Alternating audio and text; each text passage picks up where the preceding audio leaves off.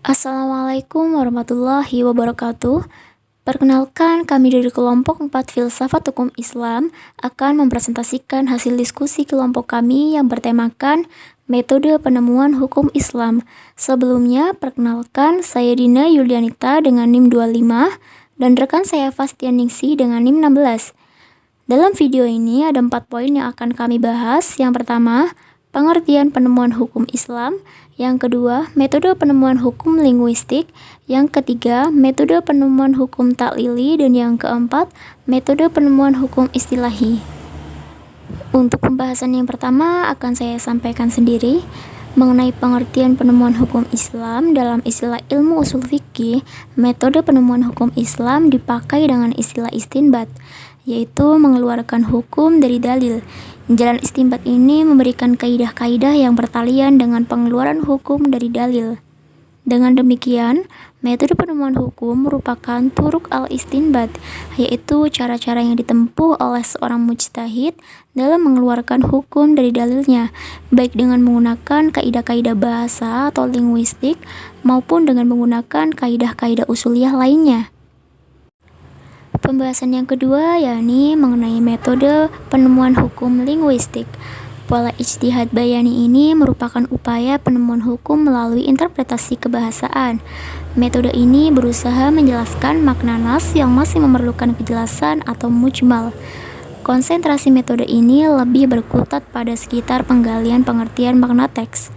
Dilihat dari segi luas sempitnya cakupan pernyataan hukum dalam metode linguistik ini, ditemukan pernyataan hukum yang bersifat am dan khos, mutlak dan muqayyad, hakiki dan majasi, serta mustarak.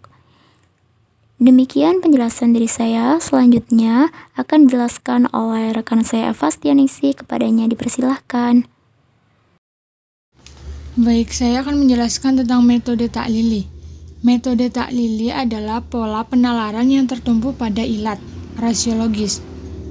Pola penalaran ini didasarkan pada suatu anggapan bahwa segala ketentuan yang ditentukan oleh Allah SWT guna mengatur perilaku manusia mempunyai alasan yang logis, ilat atau hikmah yang ingin dicapai.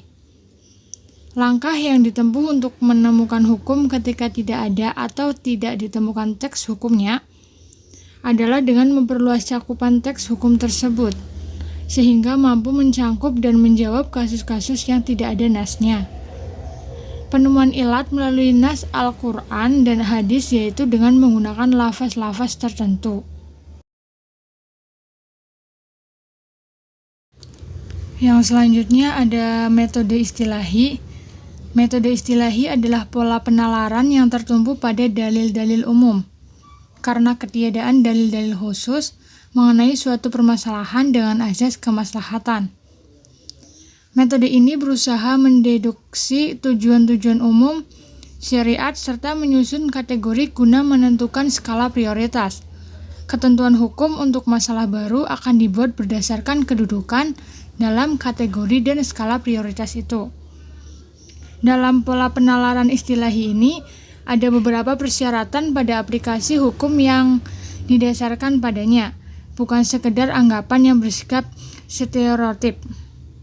Dengan kata lain, aplikasi hukum tersebut dapat menjamin terrealisasinya kemaslahatan umat.